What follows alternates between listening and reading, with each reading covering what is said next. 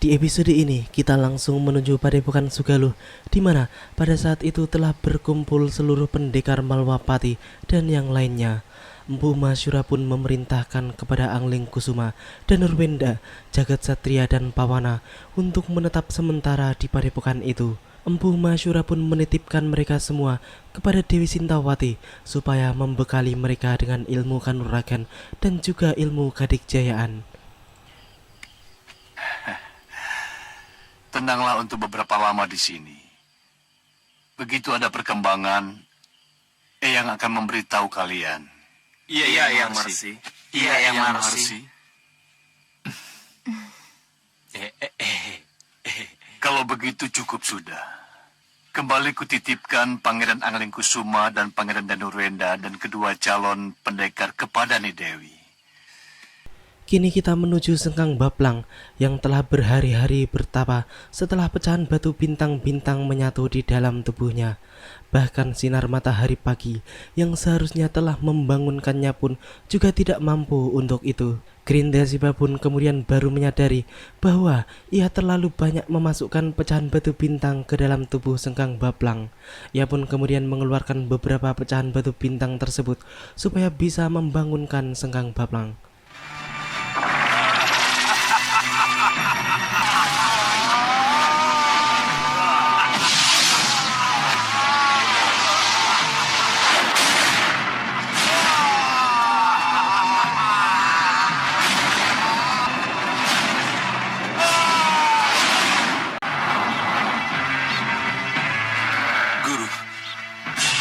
Kembali ke Sawopitu.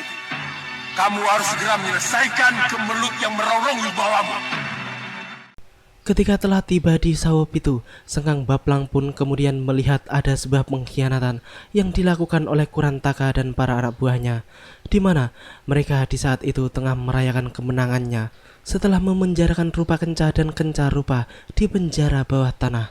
Ketika Sengkang Baplang masuk ke Stinggil, di sana pun tampak Kurantaka yang sedang duduk di singgah sana setelah melantik dirinya kembali menjadi Raja Sawopitu.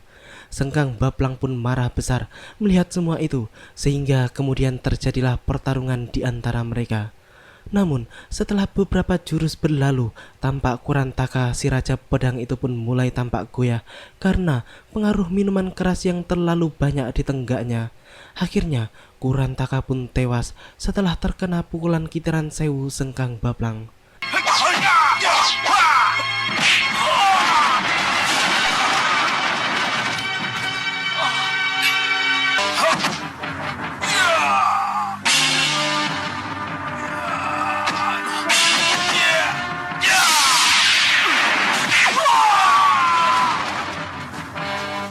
Itu junjungan kita. Iya, berarti Kurantaka sudah tewas. Betul. Kini kita menuju Stinggil Kerajaan Malwapati, di mana pada saat itu tampak Prabu Angling Dharma, Pati Batik Madrim dan Bini Sepuh Rikmaseta sedang membicarakan tentang Ramaja Gandhi yang menurut sang Prabu sangat berbakat dalam bidang hukum. Angling Dharma pun kemudian menyarankan supaya Ramaja Gandhi dipanggil pulang, yang kemudian diarahkan untuk lebih mempelajari bidang hukum. Batik Madrim yang mendengar semua itu pun kemudian menyampaikan rasa terima kasihnya kepada sang Prabu atas sanjungan dan penghargaan yang telah diberikannya kepada putranya Ramaja Gandhi. Akan tetapi, Batik Madrim pun menolak dengan halus permintaan Prabu Angling Dharma itu dengan alasan bahwa Ramaja Gandhi masih dalam tahap pencarian jati diri sehingga masih membutuhkan banyak pengalaman untuk semua itu. Masih dalam tahap proses pencarian jati diri. Jadi, ia masih harus... Jajadeso Milangkori untuk melengkapi pengalaman pribadinya. Memang itu yang saya maksud. Dan itu yang saya inginkan. Iya. Tiba-tiba datanglah seorang pengawal yang tampak tergesa-gesa dan melaporkan bahwa di luar ada Raden Ramaja Gandhi dan ibunya Dewi Kusuma Gandawati yang memohon untuk menghadap. Hal tersebut jelas membuat semuanya merasa aneh, terlebih lagi Patih Batik Madrim yang merasa tidak mungkin putranya tersebut tiba-tiba berani kembali ke Malwapati tanpa menunggu perintahnya. Batik Matrim pun kemudian segera menemui putranya itu. Sang Prabu yang hendak mencegah Batik Matrim pun kemudian dihentikan oleh Bini Sepuh Rikmaseta, sebab ia telah mencium sesuatu yang tidak beres di sana. Saya mencium ada yang tidak beres di luar sana. Apa mata kalian tidak melihat? Aku datang bersama Kanjeng Ibu Kusuma Gandawati. Tahu, Raden, tapi Banyak bicara kamu.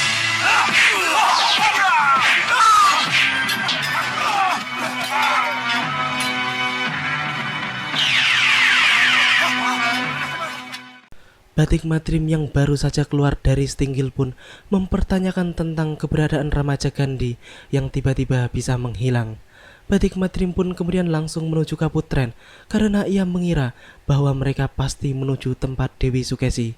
Ia pun kemudian mengetuk pintu ruangan Dewi Sukesi, namun belum ada jawaban karena di dalam ruangan tersebut tampak Dewi Sukesi pun dicegah oleh Ramaja Gandhi dan ibunya supaya tidak membukakan pintu bagi Patih Batik Matrim.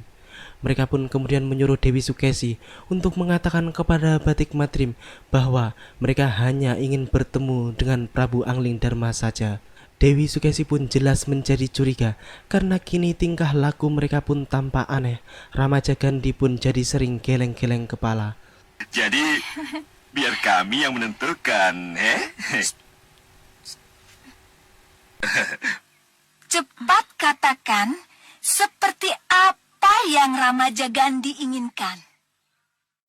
Angling Darma yang kemudian tiba di tempat itu pun langsung masuk ke ruangan itu seorang diri sesuai dengan keinginan Ramaja Gandhi dan ibunya.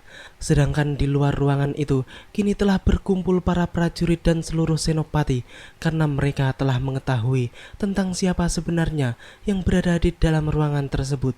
Ramaja Gandhi pun kemudian mengungkapkan bahwa dirinya ingin berbicara empat mata dengan sang Prabu. Angling Darma pun sebenarnya telah menaruh curiga karena baru kali ini dirinya melihat Ramaja Gandhi berbicara sambil geleng-geleng kepala. Namun, sang Prabu pun tidak ingin memperlihatkan kecurigaannya itu. Mereka berdua pun kemudian menuju salah satu sudut ruangan untuk berbicara empat mata. Ramaja Gandhi, apa yang kau rahasiakan? Begini, Pamanda. Ini adalah masalah yang sangat pribadi. Masalah pribadi. Iya, Masalah pribadi itu berhubungan dengan kepalamu yang selalu menggeleng-geleng itu, Ramaja Gandhi? Awas. Nanti kepalamu bisa jadi seperti Tuan Bahadur yang selalu menggeleng-geleng kepala itu. Pamanda. Aja. Prabu Angling Darma pun bertarung melawan Ramaja Gandhi yang sebelumnya telah emosi karena dianggap mirip dengan Bahadur, si pemilik spion sakti R.E. King. Sang Prabu pun bertarung sambil mengejek Ramaja Gandhi yang selanjutnya membuat emosinya semakin memuncak. Akhirnya Ramaja Gandhi palsu tersebut pun kini telah berubah menjadi Bahadur. Sedangkan Dewi Kusuma Gandawati pun berubah menjadi Singa Mandala. Akhirnya terbongkar sudah siapa mereka sebenarnya. Dan kini justru mereka bertengkar sendiri.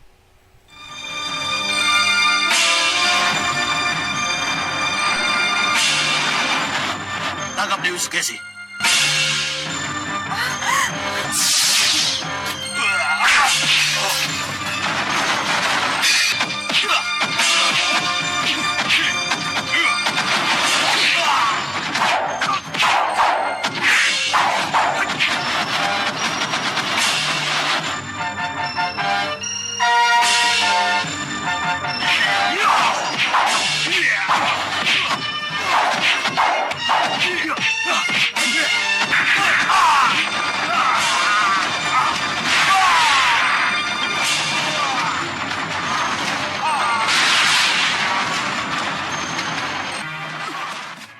Bahadur dan Singa Mandala yang terlempar keluar setelah menghantam tembok hingga hancur berantakan pun langsung disambut oleh para senopati Malwapati.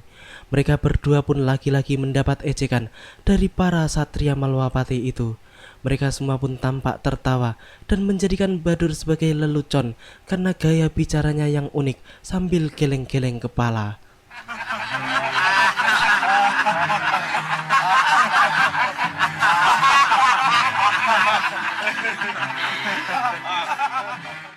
Prabu Angling Dharma pun kemudian memberikan pesan untuk mereka berdua supaya menyampaikannya kepada Singamaruta yang kini telah menjadi Raja Pusar Angin. Bahkan sang Prabu dan Batik Madrim Patihnya pun sampai mengikuti gilingan kepala Bahadur yang sangat lucu itu, dan pastinya membuat kalian yang lagi menonton dijamin ngakak. Jangan coba-coba menyamar lagi. Ya. Sia-sia, he? Tanpa gelengan kepalamu pun. Kami sudah bisa melihat siapa yang ada di balik penyamaran kalian tadi. Sia-sia, Kalah, lari. Aku malu juga. Hah? Lawan malu, kalah malu. Malu, tidak punya kemaluan. Lawan, Lawan. Ya. Setelah terlibat pertengkaran kecil dengan Singa Mandala, akhirnya Bahadur pun memutuskan untuk melawan saja karena mereka benar-benar dalam keadaan terjepit di saat itu. Pertarungan pun terjadi, namun hal tersebut hanya berlangsung sebentar saja karena selanjutnya mereka berdua pun menggunakan 1000 langkah setan alias kabur.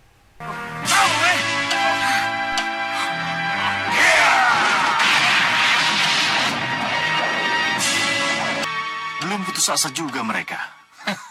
Iya, penyamaran mereka berhasil, tapi mereka tidak menghayati peran. Sia-sia, Jadi belum apa-apa, kedok mereka sudah terbongkar, Aduh, leherku jadi sakit,